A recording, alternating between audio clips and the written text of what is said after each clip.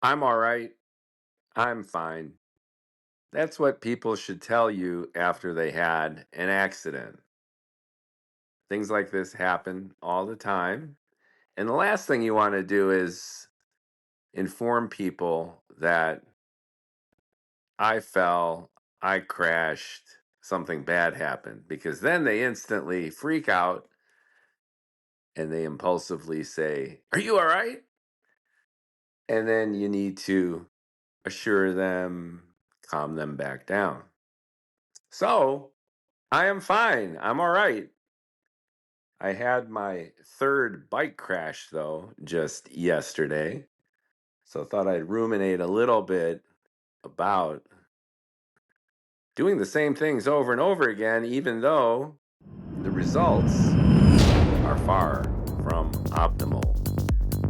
Hello, and welcome to the Bald and Bloviating podcast. I'm your host, Mookie Spitz. I'm bald, and I'm all right. And I'm going to talk about 3 times the charm. Yep, took a plunge. To give a little context, back in November of 2021, I dropped my kid off at his school in Manhattan, Lower West Side-ish, 17th and 6th Street. Museum school he attended, which is a floor within the larger lab school. We thought that a more intimate little high school there in New York would suit him. He didn't seem to like it. He was jelly. All of his friends from middle school were in larger schools like lab. But he grinned and bared it. He wasn't even always grinning. He just bared it. He got through okay, decent student. And this was just another rando late fall, early winter-ish drop off. It was a little bit different in that I had spent the night at the sleep center of one of the New York hospitals because Nick was going through a rough patch emotionally. He was having trouble sleeping.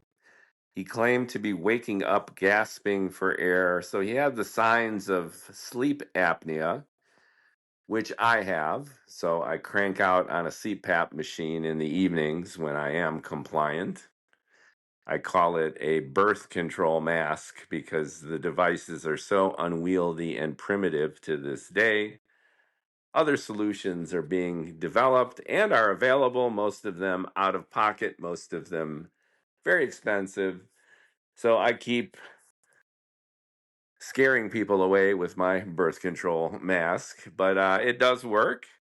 If you snore, by the way, or people whom you have slept with or sleep with now complain about your snoring, you probably have sleep apnea. And even a mild version of sleep apnea is depriving your brain and other organs of much needed oxygen for a third of your life.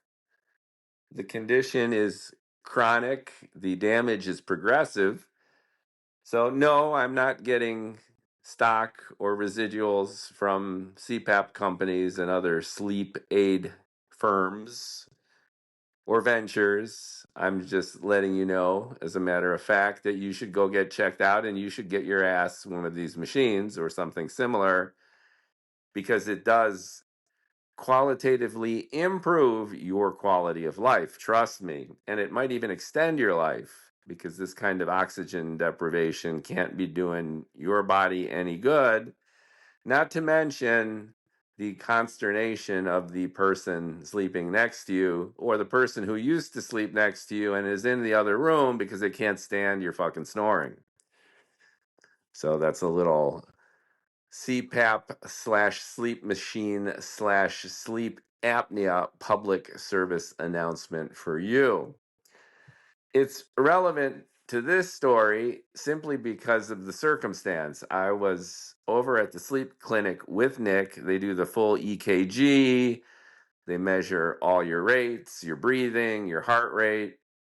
if you've got sleep apnea, then you have these episodes where you literally gasp for air, sometimes imperceptibly, sometimes more significantly, and these machines measure the frequency and severity of your gasping literally throughout the night. So Nick was hooked up to one of these machines and he slept there. And the good dad I was, I didn't want the kid to be by himself. This was a few years ago. He's 18 now. So about 4 years ago, he was 14. And I stayed with him overnight on the little couch next to his bed. And it was actually a fun father son kind of moment. I took him to his favorite fancy restaurant the night before, Taco Bell. You could probably say that his condition was exasperated by eating such garbage before going to sleep. But he was happy. He managed to fall asleep. I managed to fall asleep. We woke up the next morning groggy and uncomfortable. And I decided to escort him to school as well. He had packed his bag overnight. We had anticipated that heading back up to the Upper West Side, the sleep clinic was on the Lower East Side, actually, would have been inconvenient. So I offered to take him to school. Now, there was a branching multiverse moment at the corner of 17th and 8th, I believe, or 9th, where we got up out of the subway and he looked at me and he goes, "You don't have to take me all the way to school. I appreciate you taking me this far." And then, good dad that I am, I was like, "Well, I came this far. I might as well just take you all the way. There's an extra few blocks. We could walk together." That's significant because it added, I don't know, maybe about 5-10 minutes to my journey home, which completely transformed my journey home.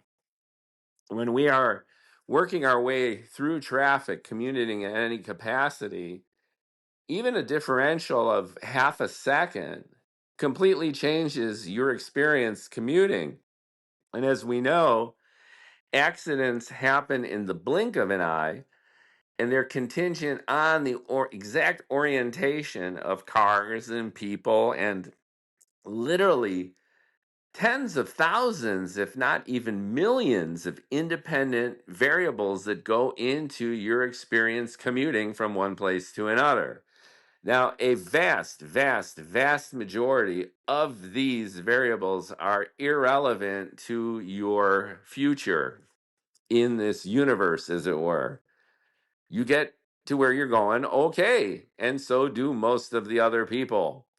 Given how complex these commutes are and all these variables, it's astonishing that we have as few accidents as we actually do.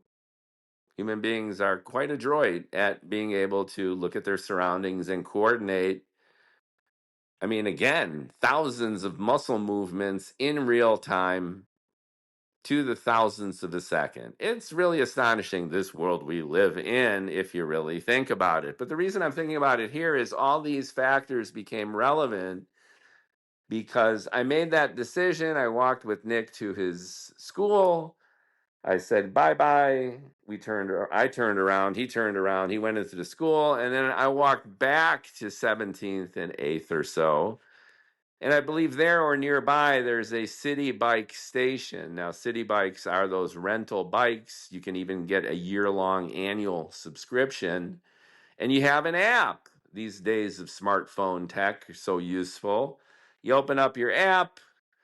There's a little scan button, and then you use your phone to scan the barcode or the QR code on the handlebars of one of these rental bikes, which are locked into a rack.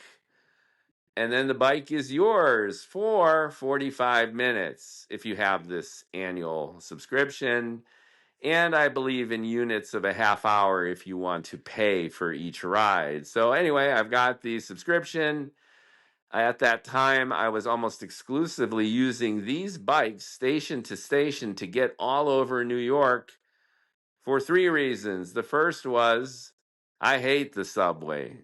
I hated the subway. I live in California now. I survived to tell the tale. But when in Manhattan, blah, the subway, and I had a whole separate subway incident, which will probably be another podcast, which was quite scary, actually. But suffice to say, I did not like the subway, number one. Number two, I love exercise. So any opportunity I get to move my ass, I enjoy it. I love the adrenaline, endorphin rush of cardiovascular exercise. I'll take it any chance I get. And then the ideal combination of these two, which is thwarting the dreaded New York subway system, exercising, and the beauty of being outside. New York, Manhattan is a gorgeous city. And even if the weather is a little bit sketchy, it's amazing in every direction. So many buildings, so many experiences. It's a cubist explosion of every angle, every time of day being so different. It's a feast for the eyes and body. It really is, regardless of what you think about New York overall. Aesthetically, the raw experience of being there is thrilling. So I eagerly use this opportunity to take one of these bikes. I did at that moment contemplate taking the dreaded subway, if only because I'd spent a lot of time with Nick. I had some work to do. I wanted to get to it. And the subway might have been a little bit quicker to get back home on the Upper West Side, but I opted for the bike. And I'm unencumbered. I'm not carrying anything. I'm wearing my leather jacket, which was my favorite in New York. But it's a light leather jacket, and the weather was crispy and cool, but very comfortable. And the sun was shining. The sky had just wisps of clouds, and then I hauled ass up 8th Avenue, which goes north. Many of the streets, of the avenues go, let's see, I get this right. Yeah, the avenues go north-south, south-north, and the streets go east-west. Just as an aside, the streets in New York start at First Street all the way on the east side and go second, third, fourth, cardinal numbers, or is it ordinal numbers, all the way to the west, which is very disorienting for me because we read left to right. So the street numbers in New York go right to left. For New Yorkers, they're like, duh. But for me, I'm like, this is so confusing. So it took me years to figure this out. But anyway, I had already been there years, I believe already 10 years at this point in New York. So I'm familiar with this route. I'm loving this experience. I know exactly where I am and what I'm doing. I go up 8th Avenue, and there's a bike lane. Here's the other thing. New York has done a great job of integrating bike lanes everywhere it's feasible. Relatively unencumbered, relatively wide, given the tight spaces in Manhattan, and super fun. Now, it is dangerous, and accidents happen, and I was known to ride recklessly. My eyesight is terrible, but I am fairly coordinated, and maybe was a bit of a commando here. I like taking absurd risks. And I had done so many times while riding the bike, including going up 8th to Columbus Circle and then whipping around that circle, kind of like a maniac. I tended to dive in between cars, and I just felt like, I was the Tony Hawk of the city bike, the blind or almost blind, bald-headed, middle-aged Tony Hawk of the city bike. And incident free for years. This was my designated form of commuting, biking, exercising. 4 years, hundreds of miles, if not thousands, on these city bikes, station to station, week to week, month to month, season to season, incident free. Awesome. So around I whirl the Columbus Circle from south to north at about 59th Street. And then I zoom across traffic to West Central Parkway, which is flush. It is a street which is straight as an arrow from about 59th Street all the way up, I believe, to 103rd Street, if I got this right, if I remember. I could have checked the map, but I'm just winging it here. 103rd Street, I believe, maybe a little bit higher, 105th Street to the north edge of Central Park. It is a boulevard, a wide boulevard with a wide bike lane that runs flush with Central Park perfectly. Central Park is the city planner's rectangle. It is fucking enormous. It's gorgeous. The land now of Central Park could probably sell for, oh my God, like what, $2 trillion at Manhattan real estate prices. But they keep it pristine. It's beautiful. It is safe, relatively safe, especially compared to the New York of bygone years, the pre-Giuliani New York, where it was scary to be in Central Park even during the day at parts. It's a gorgeous place. West Central Park, that parkway, that boulevard is gorgeous. You go by museums, shops, the architecture, the flora and the fauna. And once again, it is a wide boulevard with a relatively wide bike lane, and it's flat. Areas of Manhattan, especially in the Bronx, can be hilly. Staten Island, but at this stretch, it is flat, it is wide, it is as safe as it can get. Total visibility. And I am not hot rodding it. I am just riding, minding my own business. I've got my headphones on, which is a bad idea. You should not ride a bike with headphones because you can't hear. But I used to always do that incident free. So I dropped Nick off. I'm riding home. And then around, I believe the accident happened around 86th Street. At 86th Street, there's a few tributaries, if you will, that have streets that run through Central Park. One is let me see. One is almost a tunnel, and the other one goes kind of across in the separated area with bridges. But at 86th Street, there's a major intersection with a big light with terrific signage where you do have cross traffic. Now, I'm riding along, singing a song, minding my own business. It's 9 something in the morning, and it was a perfect storm of everything going wrong at the same time. I'm riding along, and from my experience as a rider in real time, all I feel is a bump on the handlebars, and literally the next thing I'm aware of, I'm flying through the air. That's as sudden, unexpected, and weird this experience was. There was a yellow taxi, a New York taxi, that was making the turn going north on this West Central Parkway on the at 86th Street at that busy intersection, making a right turn. I see this, but the next thing I feel is a bump and I'm flying through the air. And then the next thing I remember, I am on the ground in shock. There's pain in my arm, particularly. I feel oozing through my leather jacket. And I'm on the ground and I see that my sunglasses, which I was wearing, are broken. And I think to myself, man, this sucks. My sunglasses are broken.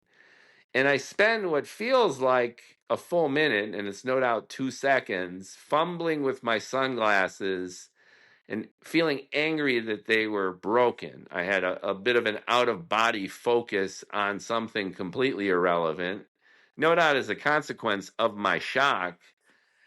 And then I stand and I feel pain in my right arm, in my left arm. I feel pain in my right hand. I feel pain in my left knee. And a crowd has gathered around me, and I don't know why. And I look and I see that the city bike is on the ground also, and I wonder if it's functional. And then a woman comes up to me. She's an older woman with a look of concern on her face as more and more people are gathering around, and she's like, "Oh my God, we need to get you an ambulance." And then I instinctively say, "No, I'm going to be okay." And then I see the taxi driver. The taxi is stopped at the intersection in front of me. He opens the door, runs around the back of the cab. He also has an exasperated face, and he goes, "Are you okay?" And then, without even thinking, pure instinct, "I'm fine, I'm fine." I instantly become dismissive of the crowd, of the taxi driver, and I want nothing more than to get back on my bike, and ride back to the city bike station that's at 96th Street, I believe, 10 blocks up near my apartment at 96th in Amsterdam. That's all I'm thinking about. And I'm also implicitly embarrassed here and angry at myself for falling. And the cab driver, upon hearing that I'm fine, instantly gets a huge smile on his face and double times it back around the cab into his car and slams the door and literally screeches out of the intersection. That guy just avoided a lot of paperwork and a big lawsuit because I'm an idiot. So off he goes. More people are gathering around. There's at least a dozen people all around me. I touch my face and there's blood. And I can feel blood trickling down my arm. And the woman who initiated this urgent conversation is now much more urgent. She's like, "You look really bad. I'm going to call an ambulance for you." And then I kind of smile to assure her, no, I'm really, trust me, I'm really okay. I really appreciate it. Thank you so much. But I think I'm all right. And then I proceed to put my broken sunglasses into my leather jacket and prop the city bike back up, straddle it, and start riding back up West Central Park Parkway there, looking for the cradle at 96th Street, leaving behind the exasperated, shocked woman, at least a dozen people just looking at this crazy bald guy, blood soaked all over him, what the fuck, and go searching for that cradle. Needless to say, I overshoot the station because I am in physical shock, if not mental shock. I'm bleeding all over the bicycle. And then I go up to 103rd, at least, realize I'd overshot the station, turn around, cross the street, go looking for the cradle. I must have ridden right past it, realize that I had ridden right past it, remember that there's another cradle at, I believe, 92nd Street and Broadway. So then I ride a few blocks down and then make a right turn going east to Broadway, go a couple more blocks, and then I roll into the cradle, literally rolling into the cradle at 92nd and Broadway or near there, smashing into it. And the bike again plummets. I fall off the bike, but then prop myself up, slide it into the cradle with a sense of relief because I was now fixated on getting that bike into the cradle. And there's a young woman this time. There are no other bikes in the cradle, so she wants the city bike. And then I get off the bike with my face apparently covered in blood and blood oozing down the side of my left arm. And she looks at me with this look of sheer horror, as if I were a zombie just delivering this bike into that cradle. And then I wander off.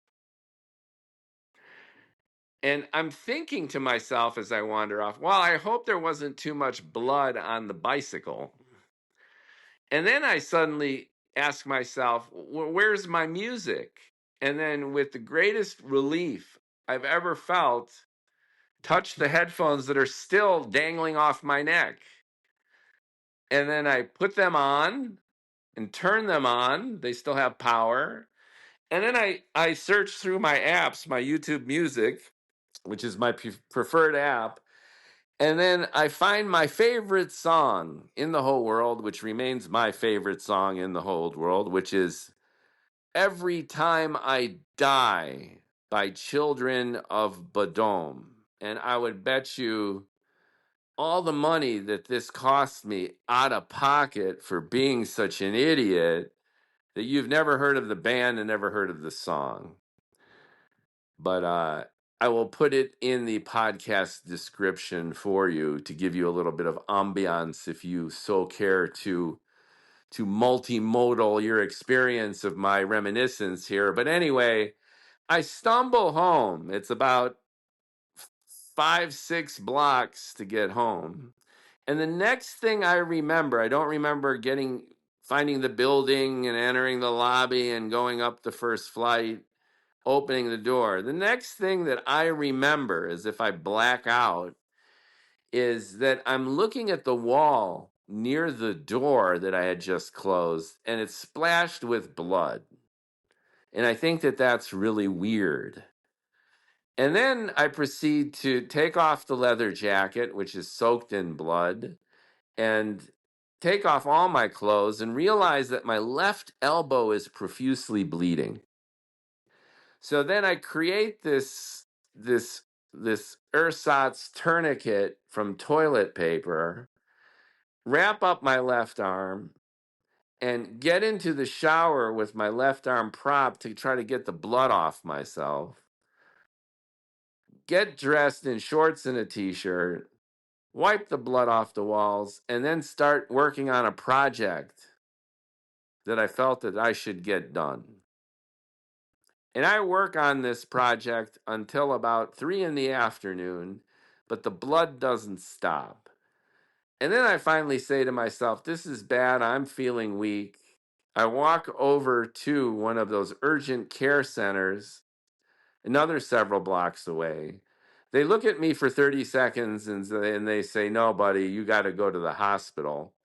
I then walk about 10 blocks to St. Luke's Hospital, where they take me in and don't let me out for another 3 days. And I can go into the nightmare that this was, because this was at the tail end of the pandemic. The hospital was understaffed.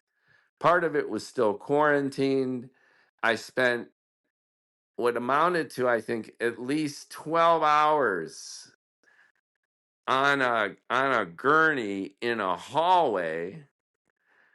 And eventually, they managed to squeeze me into emergency surgery the following evening without me even having a room. And suffice to say, I had shattered the elbow in my left arm, and now I've got a rod in my arm kind of holding it together. So that was a hell of an experience. And part of this story, the reason I'm going into this detail, is my ridiculous insistence on always wanting to do everything myself. It's a sense of stalwart independence, but it's also this stubborn unwillingness to cooperate with other people. And here's the thing, accept assistance, because that reveals vulnerability. It places my fate in the hands of others. And I pretty much grew up. I have a sister, but she was in another continent. My parents were kind of nutty. And I grew up pretty much alone in my bedroom, hiding from my maniac parents. And it's me, myself, and I. And when my body apparently goes into shock, physical shock, when I need help the most, then this survival mechanism activates in droves to result in the exact opposite set of circumstances than what I desperately need. So, in a time of crisis like this, and I had half a brain cell that was operating rationally, I had just shattered my elbow. The accident came out of nowhere. I went back to the scene of the crime and I tried to reconstruct exactly what happened. And it was one of those perfect storms of hitting my front tire hit a grate, one of those sewer grates at the corner of 86th and West Central Park. And then at that moment, the taxi was making a sharp right turn, and I hit the brakes, and that sent me flying in the air. I must have been going 18, 20, maybe 22 miles an hour. And I, I basically broke my fall as I was propelled forward with my left elbow, which struck the pavement with full force. I'm 220 pounds, shattered my elbow. And I also hit my head and my face. I was not wearing a helmet. Why? Because I just dropped my kid off at the sleep center.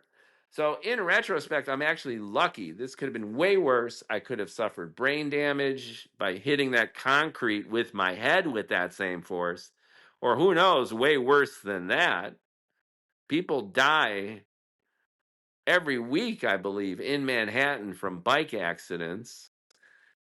So I lucked out. But at the same time, my own survival mechanism of being this loner, this independent person, which has expression in almost every aspect of my life, rather than asking for help, rather than teaming up with people, rather than hiring a staff. Throughout my whole career, I'm always the yes guy. Yes, I'll do that. Yes, I'll take this on. To its own disastrous impact in so many times. Anyway, that survival mechanism kicked in and drove. So instead of taking that lovely, thoughtful, caring woman's advice, I will call you an ambulance. I should have just lied there next to my bike because I was bleeding. I was in shock. My left elbow was shattered. I had abrasions on the right side of my body, too, on my face. And just let them scoop me up in an ambulance and take me. And I've never been litigious in my entire life, but it's not hard to extrapolate this incident and have me in the multiverse somewhere where I have an ounce of sense, sue the cab company, sue City Bike, and sue the city of New York. Now, the last line of the spreadsheet of this entire experience was overall hospital cost of over $85,000 for them to keep me in the hospital for 2-3 days, for them to conduct the surgery, and then the follow-up visits. My insurance carrier had to pay $85,000. And here's the real rub. I ended up paying close to $12,000 out of pocket for this shit. I paid $12,000 for enduring this calamity. So, yes, our healthcare system is ridiculous. And yes, Mookie Spitz is a fucking idiot. I don't think the city or the cab company or City Bike would really give a shit about reimbursing me for my pain. And at the very least, I wouldn't have paid 12 grand of my own money to endure this shit. And lastly, the reason I'm relating all this is not only to talk about my hyper avoidant personality, especially in a time of crisis, but to illustrate the next few tiers of my stupidity by fast forwarding only a month ago here in California, and I take a spill on a bike again. And this incident, this will be much less detailed. I'm going on a bike path, again, about 20 miles an hour or so. The bike path loops to the left. Bike path, no cars. It loops to the left and goes down an embankment underneath a bridge. And underneath a bridge with sharp turns to the left down the embankment and then back up again, it does a little loop. There was what looked like a father and his two lovely young daughters, and they're playing in the middle of the bike path as if it's a playground. And this wasn't some rando Tuesday afternoon with minimal traffic. This was a Saturday afternoon, I believe. So I'm hauling ass, and I, of course, swerve to avoid the little girls. And there's a huge patch of mud, of course, because it rained the night before. And my bike slides into the mud patch, and I wipe out, and I burn up the left side of my body. Huge abrasions, left leg, left arm, my elbow, of course. I hit my elbow. I had compensatory kind of scars on my right hand. I almost dislocated my right thumb. But anyway, what happens? Well, the same fucking thing happens. The dad obviously feels bad. He knows it's his fault for crowding this pathway, using it like a playground. Anyway, are you all right? He says. I said, well, it happens. I don't even look at him, and I don't want to chastise him in front of his kids, of course. And what do? I get back on the bike, bleeding. And what do? I complete my whole ride of like 15 miles. I go all the way to the end, and then I come back. And then I go home, and then I realize that I'm, again, like a zombie. I shower, I put on some antibiotics, and I stumble through the next month until, you guessed it, I start riding my bike again the last week or so. And then in a completely different part of the path, I'm going over a nice wooden bridge with a very sharp turn at the other end. But I fuck up the turn. I overshoot it. I hit an embankment. The front of the bike hits the embankment, twists the handlebars, and the end of the handlebar stabs me in my abdomen, just missing my dick. And I wipe out. The left side of my body is thrashed again, and now I've got a borderline hematoma right in my groin. And what did I do? I got back on the bike and I rode the rest of the trail, and I got home and showered, and now here I am, a mess. Now I know what you're thinking. This guy is a moron. And you know what? You're right. Because the exact same patterns were repeated each time here. Am I okay? Yes, I'm okay. I don't think it's a full-blown hematoma.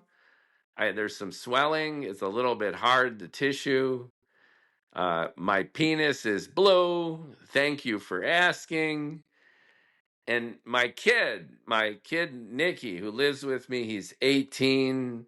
He looked at me just yesterday and he said to me, dude, you always tell me that the universe is giving me a lesson. So why don't you listen to your own damn lessons and stop riding a bike? Stop biking. So I'm going to listen. I'm going to listen to my kid, Nicky. I'm going to listen to the universe. I'm going to share this with you as an expression of my horribly avoidant personality, of which this is hopefully another catharsis. I've written blogs about this. I should put the link in the description.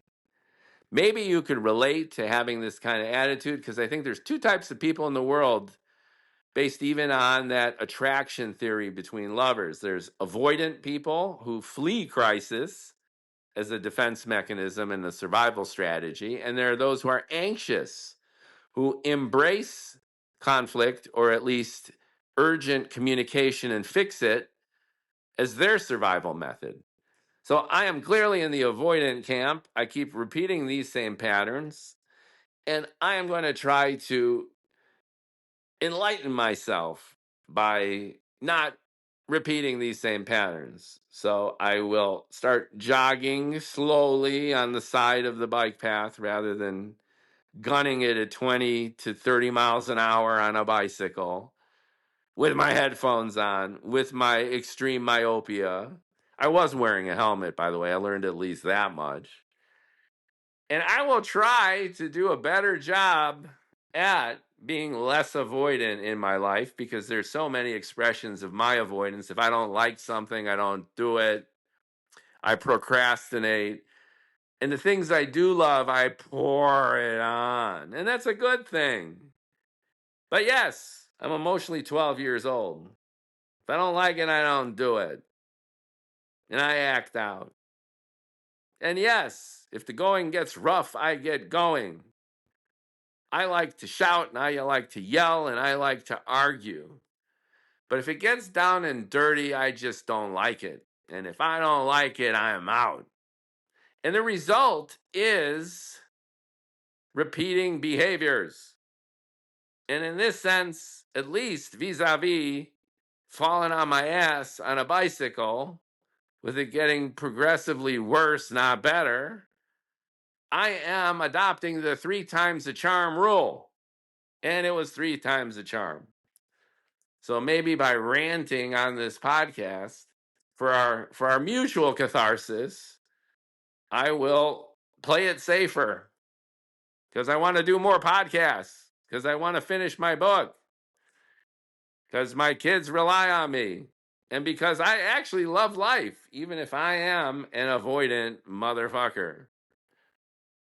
So thank you for listening to the Bald and Bloviating podcast. 3 times really is a charm.